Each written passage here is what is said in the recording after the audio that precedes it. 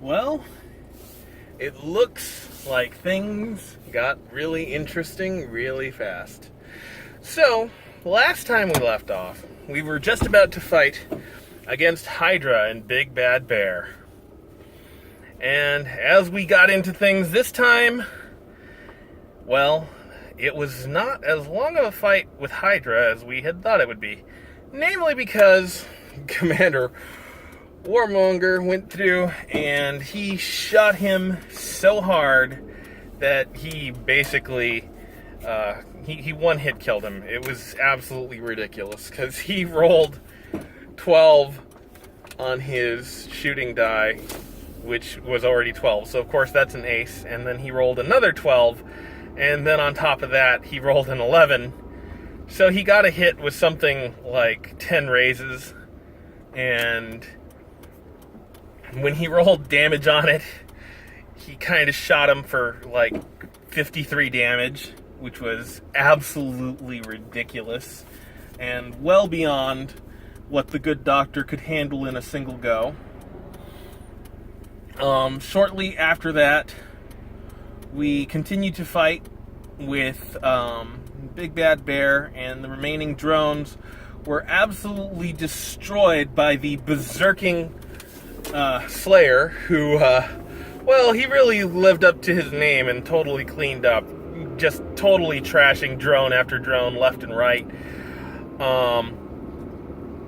Becky tried to take down Big Bad Bear by hitting him with a stun wand, which was completely ineffective and missed him entirely. And then we tried shooting him with a mega taser and covering him in foam. We eventually did take him down, but that was only because Mr. Smith's killbot basically got up behind him while he was already distracted with a bunch of us and just sliced him a whole new one. After they were down, Warmonger went through and started to investigate the technology and stuff that had been installed on both of them. And he realized that some of the stuff that was in Big Bad Bear had been installed by Dr. Destruction, and that Hydra, well, he had stuff installed into him that had been put in there by the Vizori. So we carefully tried to remove the parts that were controlling him, because he didn't seem like he was actually dead. He just seemed like he was being controlled. So after we removed those things from him, it turned out that Mr. Smith had an interesting thought. You see, way back when we had first fought Big Bad Bear, we realized that we had, beat him down, but he was nowhere near actually dying, because he regenerates even from what seemed like incredibly fatal damage. And so we realized that, one, Big Bad Bear was not dead, and we also kind of came to the conclusion that, hey, why would Hydra put this stuff on this guy and not put it on himself? So Hydra himself was probably going to regenerate as well. So we had a discussion about how we were going to move towards the center of the city, because that was where all of the main action had been happening.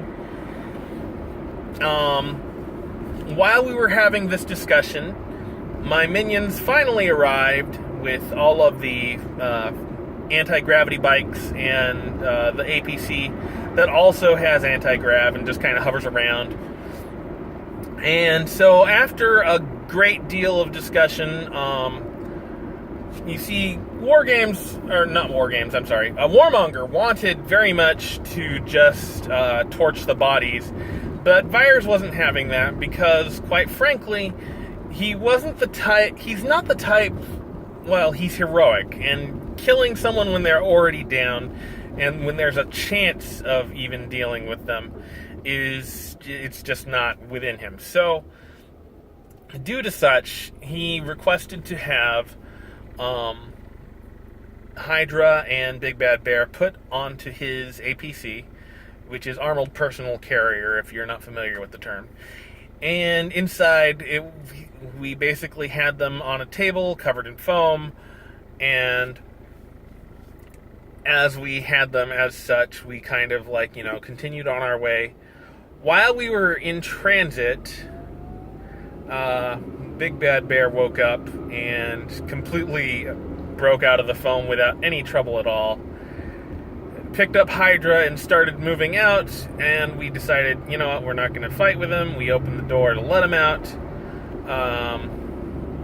And after we had opened the door to let him out, we also went through and we left a communicator with him, or we gave him a communicator so that maybe Hydra would be willing to talk with Vyers at some point in the future, assuming he survived. They jumped out of the APC, kind of skidded across the ground and made their way out because, well, why should they care? They can regenerate. They wandered off. We continued making our way towards the main area where things were happening, and as we were on the way, Mr. Smith, as a dragon, noticed that something was happening with a Vizori in a small fight, but we just kind of passed on that and continued on our way. And as we continued on our way, we saw a figure looming about 2 miles in the distance up ahead, and Warmonger took a careful look at it through basically binoculars.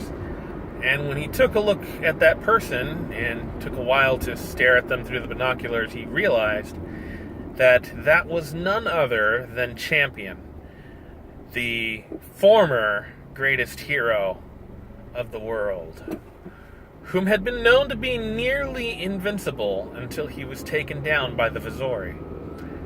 He was covered in all kinds of biomechanical nonsense, and had very likely also been put under the control of the Vizori, the same way that Hydra and the blacksmith had. And so now, as we stare at Champion looming in the distance, we have to find a way to deal with it, or with him. As we were staring at him, we got a very, very slight radio frequency, or rather, Commander Warmonger got that radio frequency. It led us to coordinates kind of nearby, where we saw some of Dr. Destruction's men, and they delivered to us a package. In the package was a pre-recorded message from Dr. Destruction informing us that Dr. Destruction knew Champion's one true weakness, which happened to be gamma radiation. Inside of the package were 2 rifles, which fire gamma radiation, as well as a package of 6 small gamma radiation bombs, which would emit gamma radiation, which is pretty much dangerous to everyone, but apparently much more dangerous to Champion than usual. After receiving the package, we pretty much reconvened, got ourselves together, and started to deal with things. Now, as an aside, while the prior fight had been happening, I forgot to mention this, but I do want to get to it, because this is more of a personal story for one of my characters, that character being Ramona. Remember how last episode I mentioned that her clones had started running off and she didn't know why? Well, she chased after them, and she wasn't sure why they weren't doing what she wanted them to do, as they normally would. And as such, she chased them down and simply absorbed one of them back into herself. But as she did so, she felt an incredible amount of fear, panic, and confusion. And it was at that moment that she realized that the reason that they had run was that in some strange way, shape, or form, her duplicates had been given actual life of their own. They had left the radius of what they normally could leave while existing with her. she had to chase down her other self, and her other self that was still separate from her freaked the hell out because she had basically seen her kill her other self, as confusing as that may be. But after talking her down a bit, they agreed to at least stay a certain distance away from each other so as to keep her from being absorbed.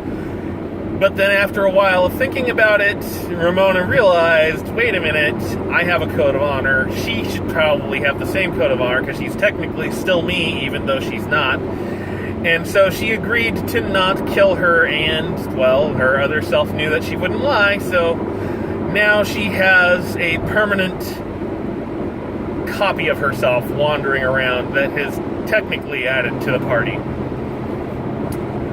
So, that being that, we have to decide how we are going to approach taking on Champion, the former hero of the world, with our merry band of villains.